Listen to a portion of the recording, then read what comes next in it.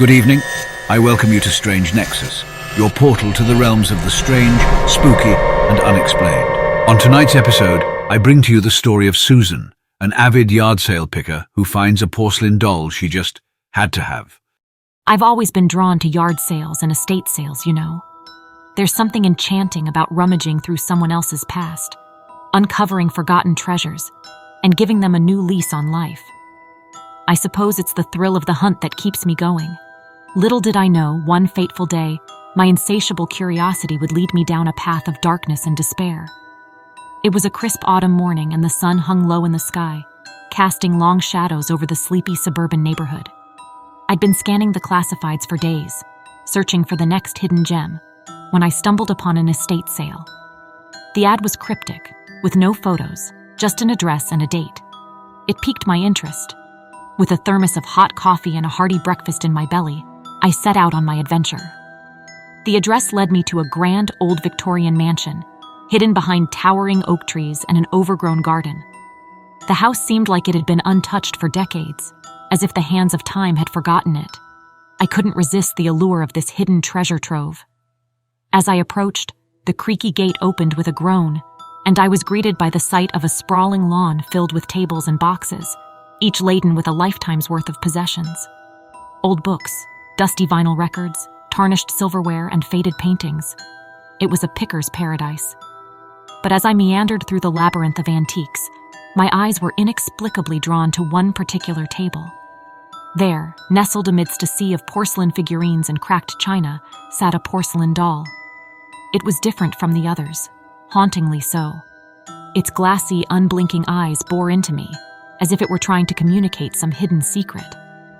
The doll's dress was a pristine white, contrasting starkly with the rest of the table's faded, time-worn treasures. Something about it called out to me, pulled me in, and refused to let go. I reached out and gently picked it up, feeling a strange warmth emanate from the porcelain. The vendor, a frail old woman with wispy gray hair and tired eyes, glanced at me with a knowing smile. "That one's special," she whispered. "It has a way of finding the people it wants." With those cryptic words, I decided to take the doll home. I couldn't explain it, but it felt like destiny. I handed the vendor a small sum of cash and left with the doll in hand, a heavy weight in my gut. From the moment I brought that doll home, my life began to unravel. It started subtly, like a whisper in the wind, but grew into a deafening scream. At first, I couldn't put my finger on it. Strange noises in the dead of night, objects mysteriously moving, and an inexplicable feeling of being watched. The doll sat perched on a dusty shelf in my bedroom, its lifeless eyes always seeming to follow me. I would wake up in the middle of the night, drenched in cold sweat, and the doll would be sitting at the foot of my bed, its eyes now glaring at me with an unnatural malevolence. One night, a feeling of dread washed over me as I watched the doll's expression shift, its painted lips curling into a grotesque grin. I couldn't stand it any longer. I threw the doll into a dark closet and locked the door, hoping to shut out whatever sinister force had taken hold. As the days turned into weeks, my life became a living nightmare. Shadows danced in the corners of my vision, and I could hear eerie, childlike laughter echoing through my empty house. When I dared to open the closet, the doll was nowhere to be found. Panic set in. I scoured the entire house looking for it, but it had vanished. I questioned my sanity, unsure of whether I had ever even possessed the doll. Friends and family grew concerned, convinced that stress was taking its toll on my mind. But I knew the truth. I knew the doll had something to do with it. The nightmares began soon after. Every night I would find myself in a dimly lit, decaying Victorian mansion, the very same house from the estate sale. I would wander through its labyrinthine corridors, hearing faint whispers and footsteps in the distance. And then, I'd see her, the doll. It was as if it was guiding me, luring me deeper into the heart of the haunted mansion.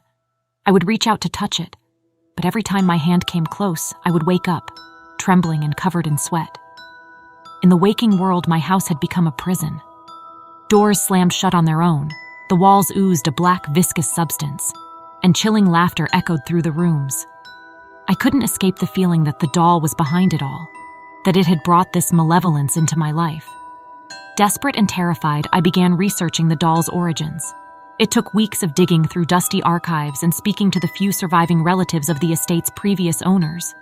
What I uncovered was a tale of tragedy and dark secrets. The mansion had once belonged to a wealthy family in the early 1900s, the Danvers.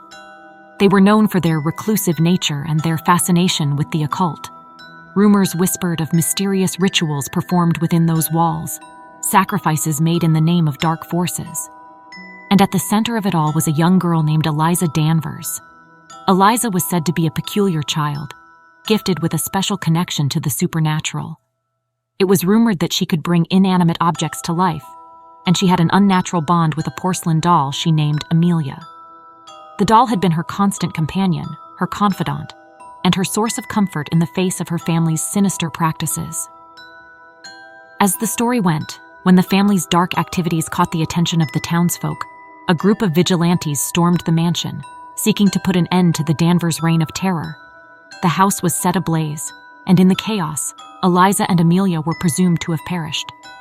But that was only the beginning of their curse. The doll, possessed by a malevolent spirit, had survived the fire. It passed from one owner to the next, leaving a trail of horror and suffering in its wake. I knew I had to break the cycle to end this nightmare. Armed with knowledge, I returned to the estate, determined to find the doll's resting place. The mansion was in even worse disrepair than in my nightmares, its walls oozing with dark stains and eerie whispers still filling the air. Following an otherworldly force, I made my way to the attic, where I found an old, forgotten toy chest. Inside, among other mementos of Eliza's childhood, lay the porcelain doll, its malevolence stronger than ever. As I touched it, memories flooded my mind, and I realized the truth. I was Eliza, reborn in a new body. Amelia, the doll, had been waiting for me to return, to complete the unholy ritual that would merge our souls. The curse would end only when we were reunited, as one. In a desperate bid to escape, I tried to destroy the doll, smashing it into pieces. But with each crack of porcelain, I felt the pain as if it were my own body breaking. The doll's shattered form began to reform, its eyes burning with hatred. Realization dawned upon me. I couldn't escape this nightmare, but I could change its course. With a deep breath, I embraced the curse and allowed it to consume me. In a flash of blinding light, I became one with Amelia, my spirit fused with hers. As I opened my eyes, I found myself back in my bedroom, but everything had changed. The dark presence that had haunted me was gone.